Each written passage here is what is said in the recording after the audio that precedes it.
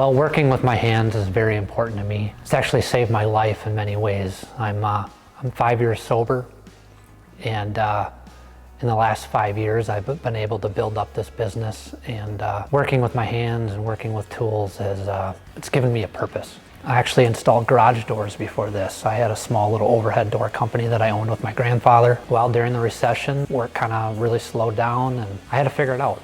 Pretty much sold everything I had, and I bought a used welder. I rented a rundown, damp, dark shop, and I started a welding shop. And I did welding repair, I built utility trailers, I mean, just whatever I could do. One day, a lady came into our shop with a food cart. The trailer tongue actually rusted and bent, and it was literally like folded up into the air.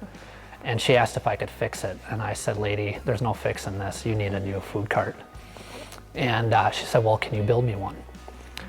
I have no experience with commercial kitchens at this time, but hungry for money, got to eat, got bills to pay. So I took the project on and I built a food cart. Long story short, that food cart was kind of a unique cottage theme. It had cedar siding and a pitched roof, and it was just really cutesy. And before you know it, I did another one, and the rest is history. I've been building food trucks and trailers nationwide and ever since, and it's been a blessing. Welcome to Caged Crow Customs. This is my shop. Here we build one-of-a-kind, unique mobile businesses such as food trucks and pop-up retail businesses to concession trailers. You know, we build our own custom doors here for our trailers and trucks. We build our own windows, sink cabinets, wall cabinets, all kinds of stuff that requires a lot of framing. This is my Ellis bandsaw right here. This old girl has been with me since the very beginning, and I'd be lost without it, no doubt. They're actually made in Verona, Wisconsin, which is down by Madison, which is pretty awesome. A lot of quality tools made in Wisconsin.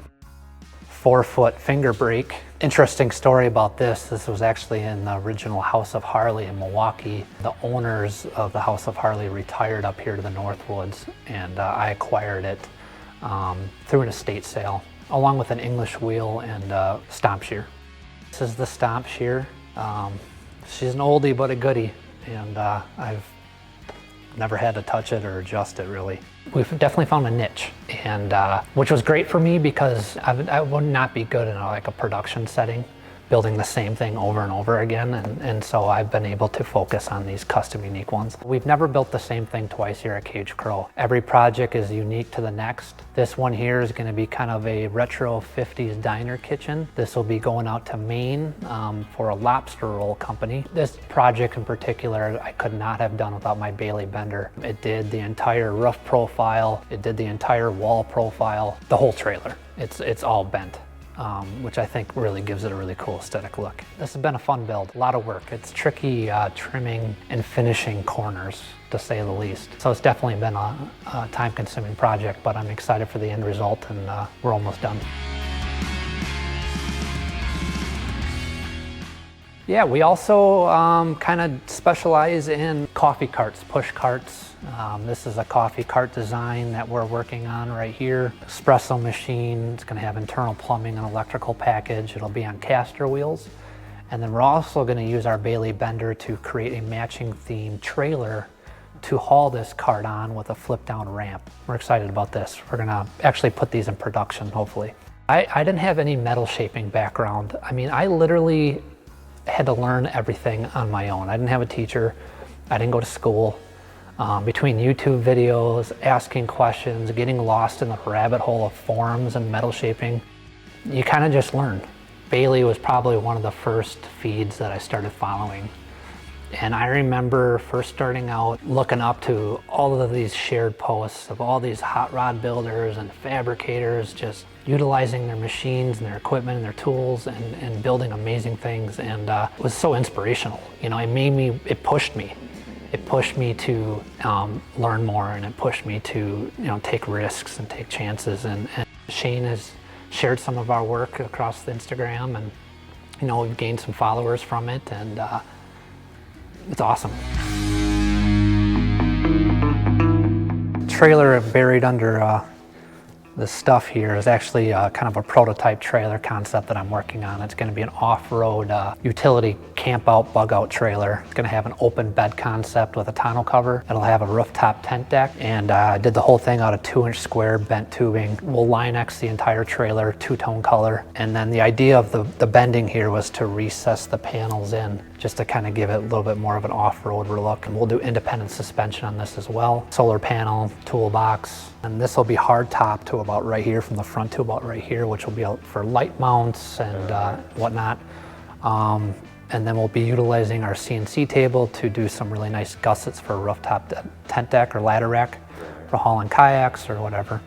We love spending time in nature and outdoors, so I'm passionate about it. So if I can build and create things that kind of go hand in hand with what we're passionate about around here, that would be awesome. I sometimes just need to walk away from a food truck build and just get creative and do something different. And furniture is one of those things that I love to play around with. Been trying to get creative and think outside the box a little bit with how I can utilize the Baileigh bender for making custom furniture. And so here is a kind of a desk-based concept that I came up with. It'll have adjustable feet on it. It'll be powder coated, and I just think it's a really cool tubular bent look. Most desks out there have 4 legs, so let's try something different. The top will be a live edge slab. It's another radical idea I came up with. Actually seen a similar wood stool version of this, and I thought, hey, I could probably do this out of steel tubing, and voila, a stool. This is kind of a soul reset for me. I like to sand, and I like to play with woodworking a little bit, and I think the whole combination of wood and steel is pretty rad. Custom furniture too. Yeah, this is my John Bender, the tubing bender, I call it. This was actually my wife's idea to put the John Bender decal on here. And she's a big fan of the Breakfast Club, of course, and it's a great conversation piece. This is a huge addition to our shop. I'm blessed to have it, and honestly, we build a lot of replica camper builds here with kitchens inside, whether it's for coffee or ice cream.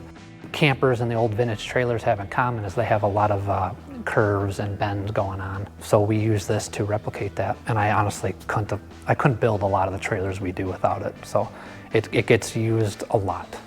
Before we had that bender, a lot of the stuff we did was very boxy and very square, and we had to get creative with how we can not make it look boxy, whether it's through creative trim work and so forth. But yeah, that Baileigh bender of ours, I want all the dies for it. Eventually I hope to get there. But it's been an amazing addition to the shop, and quite honestly, I don't think we'd be able to stand out in a crowd as much as we do without it. This is my school bus loft office. Actually, we did a school bus food truck conversion for somebody a few years back, where we cut the back end of the bus off and built a barn on the back with a pitched roof. I had this sitting in the woods behind the shop. One day we realized that having the office at home and I'm working here was kind of an issue, so we were running out of floor space essentially, and I thought, hey, we need to build a loft, we need to go up. Staring at this bus and scratching my chin, and voila, schoolie office. So we cut it up and lifted it up, and now it's my wife's office. She keep an eye on me. From above. From above.